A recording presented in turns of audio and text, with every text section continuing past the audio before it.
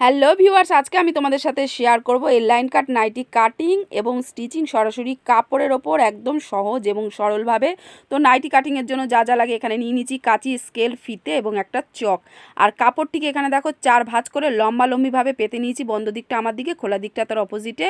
আর ওপরে প্রথমে স্কেল দিয়ে একটা সোজাসুজিভাবে দাগ টেনে দিতে হবে। এই দাগ ধরেই কিন্তু আমাদের সমস্ত মাপঝোপটা শুরু হবে। ওপরে কেন সোজা দাগ কাটলাম, কারণ কাপড় যদি একটু ছোট বড় থাকে সেটা কিন্তু আর থাকবে না যদি আমরা একটা লম্বাভাবে দাগ কেটে নিই। আর এই দাগ দিয়ে আমাদের সমস্ত মাপ, প্রথমে ঝুলের মাপটা নিয়ে নেবো, ঝুলের সাথে যা ঝুল আর কি যা থাকবে 1.5 ইঞ্চি এক্সট্রা নিয়ে নেবো। আর তারপরে ঝুল হয়ে গেলে আমরা সরাসরি পুটের মাপ নেবো। পুট এখানে আমার যা আছে তার হাফ ইঞ্চিতে, মানে তার হাফে আর কি পয়েন্টটা করে নিলাম। 14 আছে, তার হাফের সাথে পয়েন্টটা করে নিলাম। এরপর মোহরার দিকে চলে আসব। তো প্রথমে পুটের মাপ ধরে 1.25 ইঞ্চিতে নিচের দিকে একটা পয়েন্ট করে নিলাম। সেই পয়েন্ট ধরেই আবার ফিতেটাকে বসিয়ে আবার 7.5 ইঞ্চিতে একটা পয়েন্ট করে নিলাম। এরপর সোজাসুজি একদম মোহরার দাগটা দিয়ে দিলাম।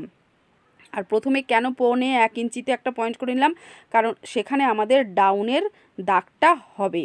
ডাউন দিলে নাইটির কাঁধটা আর কি চেপে বসে থাকে। এরপর দেখো ছাতির মাপটা নেওয়ার জন্য এরমভাবে প্রথমে স্কেল দিয়ে দাগিয়ে নিলাম।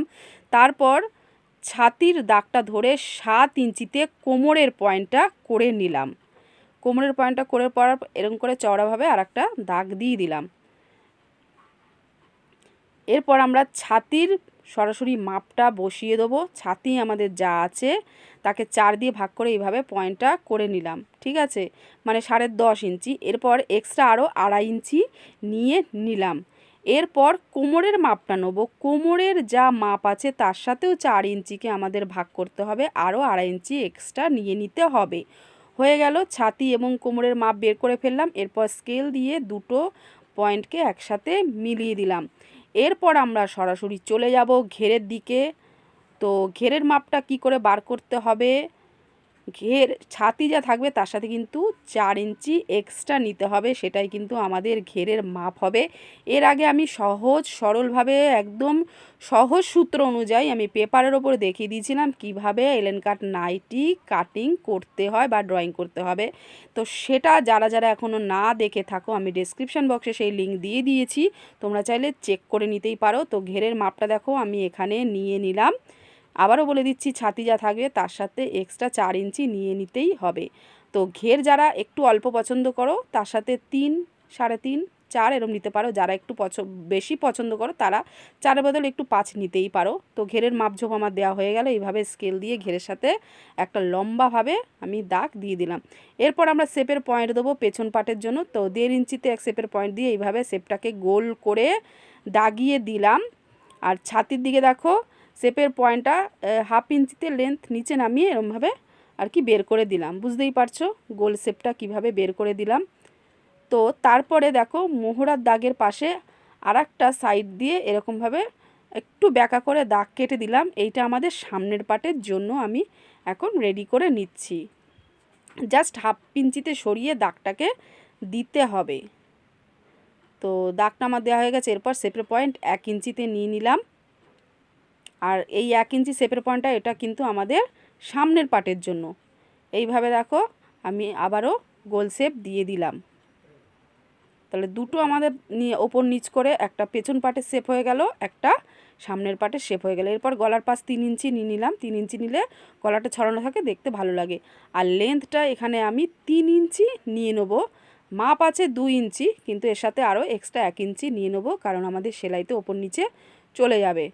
তো এইভাবে দেখো ওপরের লেন্থটা আর কি গলার পাশের মাপটা 3 ইঞ্চি আর লেন্থটা 3 ইঞ্চি, এভাবে একটা বক্স হয়ে গেল। তো বক্স হয়ে যাওয়ার পর এরপর এর মধ্যেই গোল করে আমি শেপের দাগ দিয়ে দেবো। এলেন কাট নাইটির ক্ষেত্রে পেছনের দিকে কিন্তু বেশিরভাগ গোল ধরনেরই হয়, তাই আমি এখানে গোল শেপ দিয়ে দিচ্ছি। আর আমি এখানে আরও একবার লিখেও দিলাম 3 3 করে, যাতে তোমাদের বুঝতে একটু সুবিধা হয়। আর ডাউনের পয়েন্টটা দিয়েছিলাম, এরপর ডাউনের দাগটাও কিন্তু স্কেল দিয়ে দিলাম। তো তো পেছন পাটের ক্ষেত্রে আমার গোল গলা ডিজাইন হয়ে গেলে এরপর আমরা সামনের দিকে ডিজাইনটা করে নেব। তার জন্য প্রথমে আমাকে বক্স তৈরি করে নিতে হবে। তো সামনের পাটের লেন্থের মাপ আছে 6 ইঞ্চি, আরও এক্সট্রা 1 ইঞ্চি 7 ইঞ্চিতে পয়েন্ট করে এইভাবে লম্বালম্বিভাবে একটা পয়েন্ট করে দিলাম। তারপর 3 ইঞ্চি চওড়ার সাথে 7 ইঞ্চি আর 3 ইঞ্চি মিলে একটা বক্স দেখো এখানে তৈরি করে ফেললাম, ঠিক পেছন পাটের বক্সের মতো। এরপর এই সামনের পাটের বক্সের ভেতরে ডিজাইন দিয়ে দেবো। আমি এখানে দেখো বরফি ডিজাইন দিয়ে দিলাম, তোমরা চাইলে অন্যরকম ডিজাইনও করতে পারো, কোনো সমস্যা না। এরপর আমরা সরাসরি নিচের দিকে ঘেরের দিকে চলে যাব। তো ঘেরের দেখো নিচের শেপটা আমি 1/2 ইঞ্চিতে ওপরে তুলে দিলাম। কেন তুলে দিলাম? তার কারণ আমি যখন নাইটিটা কাটিং করে সেলাই করব যাতে কোনাটা না বেড়ে থাকে।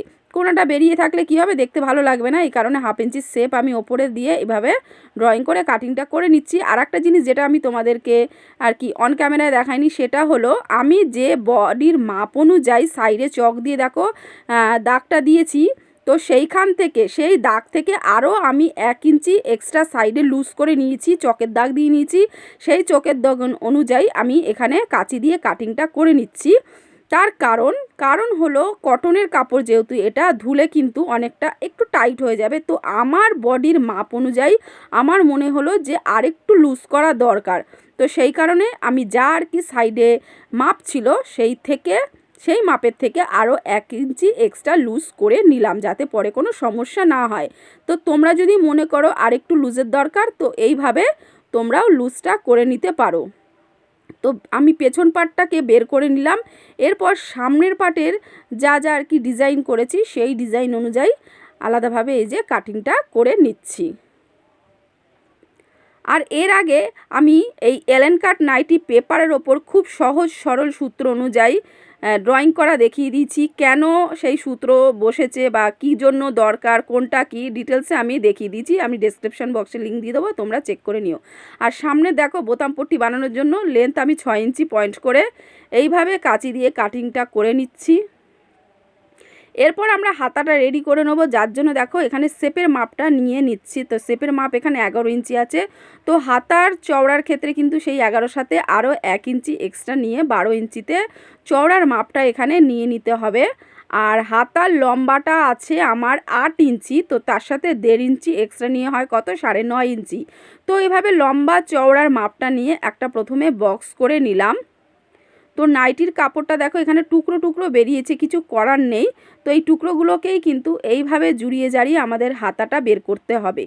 আর হাতা কিভাবে সূত্র অনুযায়ী ড্রয়িং কাটিং করতে হয় আমি এই নিয়ে একটা ভিডিও অলরেডি আপলোড করে রেখেছি, আমি ডেসক্রিপশন বক্সে সেই লিঙ্ক দিয়ে দিয়েছি, তোমরা চেক করে নিও।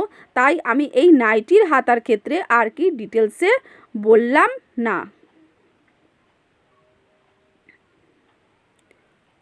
আর আমার ভিডিওগুলি যদি তোমাদের খুব ভালো লেগে থাকে অবশ্যই কিন্তু একটা সাবস্ক্রাইব করে রেখো, ভালো লাগলে লাইক শেয়ার অবশ্যই করে দিও।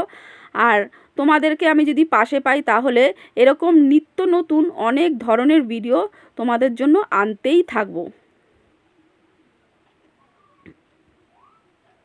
এখানে দেখো আমার হাতা কাটিংটা হয়ে গেছে। এরপর ডিপ শেপটা আমি পরে দেবো, তার কারণ এই যে জোড়াগুলো আমার হয়েছে কাটিং হয়েছে এগুলো অ্যাটাচ করে তারপর ডিপ শেপ দিয়ে দেবো। এখানে দেখো সামনের পার্টটা একবার তোমাদেরকে দেখিয়ে দিচ্ছি।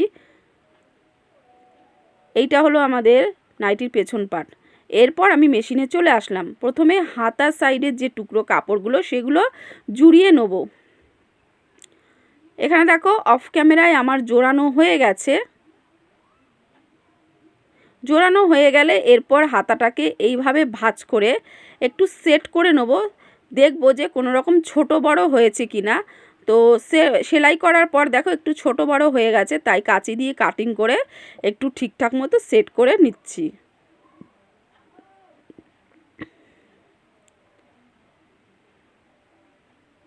এরপর আমি স্কেচ করে নিচ্ছি ডিপ শেপের জন্য, ঠিক 1/2 ইঞ্চি নিচে নামিয়ে তারপরে ডিপ শেপের স্কেচটা করে নিলাম, সেই অনুযায়ী কাটিং করে নিচ্ছি। তো কাটিং করা হয়ে গেলে এরপর হাতার নিচটা 2 ভাঁজ করে মুড়ে দেবো। 2 ভাঁজ মানে 1 ইঞ্চি সেখানেই চলে যাচ্ছে, সেলাইয়ের ভেতরে আর কি ঢুকে যাচ্ছে। তো দুটো হাতার মুহুরি দেখো আমার সেলাই করা হয়ে গেছে। এরপর নাইটির পেছন পাটটা, পেছন যে গলা সেখানে আমি পট্টি বসাবো। তো তেচড়া পট্টি বা ওরফ পট্টি লাগিয়ে নিয়েছি। পেছন পাটটা যেহেতু গোল, তো তোমরা গোল পট্টিও লাগাতে পারো। তো পট্টি লাগানোর পর এইভাবে কাটিংটা করে দিচ্ছি যাতে উল্টাতে সুবিধা হয়। পট্টিটাকে দেখো এরকম ঠিক 1/2 ইঞ্চিতে উল্টে নিলাম। উল্টে নেওয়ার পর এরপর পট্টির ওপরে চাপ সেলাইটা দিয়ে দিচ্ছি। চাপ সেলাইটা দেওয়ার পর দেখো ভেতরের পট্টির কাপড়টা কিন্তু অনেকটা বেরিয়ে রয়েছে, যার জন্য একটু কাটিং করে ছোট করে নিচ্ছি। বেরিয়ে মানে বড় আর কি বেরিয়ে থাকলে সেটা দেখতে অতটা ভালো লাগে না কাটিং। এরপর আমি সামনের পাটে দেখো প্ল্যাকার্ড বানানোর জন্য দুটো পট্টি নিয়ে নিয়েছি। তো প্ল্যাকার্ডটা কিভাবে তৈরি করলাম এই নিয়েও ভিডিও একটা অলরেডি আমি আপলোড করে রেখেছি, আমি লিঙ্ক দিয়ে দিয়েছি। প্ল্যাকার্ডটা তৈরি হয়ে যাওয়ার পর এরপর আমি পিনটা লাগিয়ে নিলাম। এরপর দেখো আমি সামনের পাটের গলার জন্য পট্টি লাগিয়ে নেবো। তো নাইটির যে বাড়তি টুকরো সেইটা আর নেই, শেষ হয়ে গেছে, যেই কারণে আমি অন্য রকম লাইলিংয়ের টুকরো আর কি নিয়ে নিয়েছি। এটা দিয়েই আমি সামনের গলার পট্টিটা আর কি করে নেবো। তো ডিজাইন যেরকম আছে সামনের গলা সেইভাবেই কিন্তু পট্টির আর কি লাইলিনের ওপরে আমি ডিজাইনটা তুলে নিয়েছি। এরপর এই পট্টিটাই আমি গলার সামনেটা লাগিয়ে নেবো। ঠিক ডিজাইন যেমন আছে সেরকমভাবেই কিন্তু আমি সেলাইটাও করে নেব। সামনের পাটের পট্টিটা জোড়ানো হয়ে গেলে তারপরে ঠিক হেম পট্টির মতোই কিন্তু আমি 1/2 ইঞ্চিতে মুড়িয়ে নেব। যেভাবে আমি পেছনের গলার পট্টিটা মুড়ে নিয়েছি, তো সামনের পাটের এই যে গলার পট্টিটাও সেমভাবে আমি মুড়ে নেব অফ ক্যামেরাতে।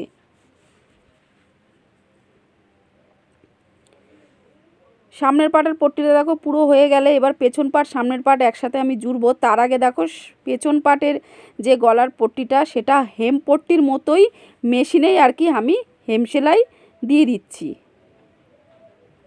ব্লাউজের ক্ষেত্রে হলে এই পেছন পাটের পট্টিটা কিন্তু হেম হয়ে যেত, তো এটা যেহেতু নাইটি সেই কারণে হেমের বদলে সরাসরি আর কি মেশিন সেলাই দেয়া হয়ে গেল। এরপর আমি দুটো পাটকে একসাথে অ্যাটাচ করে নেব পুটের দিকটা।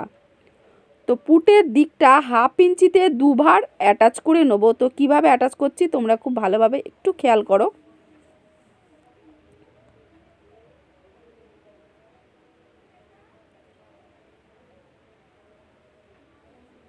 পুট সেলাইটা দেওয়া হয়ে গেলে এরপরে দেখো পেছন পাটটা যেভাবে আমি মেশিন সেলাই দিয়েছি 1/2 ইঞ্চি ছেড়ে, তো সামনের পাটটাও দেখো 1/2 ইঞ্চি ছেড়ে এইভাবে সেলাইটা দেওয়া হয়ে গেলে এরপর আমি হাতাটা জুড়িয়ে নেব। ব্লাউজের ক্ষেত্রে যেভাবে আমি হাতাটা আর কি জুড়িয়ে নিই, তো নাইটির ক্ষেত্রেও কিন্তু একই। ব্লাউজ চুড়িদার নাইটির সবার ক্ষেত্রে কিন্তু হাতা কাটিং করা আর সেটা লাগানো একই। এরপর আমি সাইডটা মুড়ে নেব। আর নাইটির হাতার মুড়ি কিন্তু একটু ঢিলাই হয়। আর এইদিকে দেখো আমি ঘেরের দিকে চলে আসলাম। তো ঘেরের নিচের কাপড়টাকে 2 ফোল্ড করে তারপরে সেলাই করতে হবে। তো আমার সেলাই হয়ে গেছে ঘেরের কাপড়টা। এরপর আমি সাইডটা সেলাই করে দিচ্ছি। আর সাইডটা সেলাই করতে করতে কিন্তু আমরা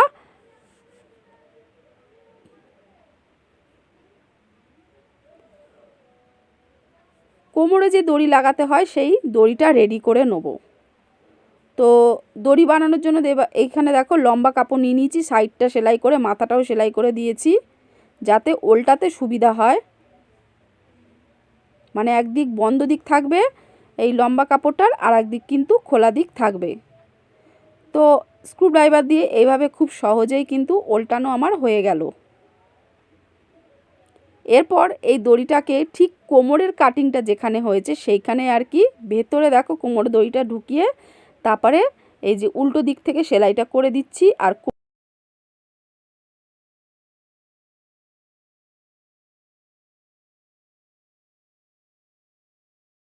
সেলাই আমার হয়ে গেছে, তাই এখানে দেখো আমি নাইটিটা পরে সরাসরি স্টিল ফটো সমেত তোমাদেরকে দেখিয়ে দিচ্ছি। আজকের ভিডিওটা তোমাদের কেমন লেগেছে বা বুঝতে যদি কোথাও অসুবিধা হয়েছে অবশ্যই কিন্তু আমাকে জানিয়ে দিও।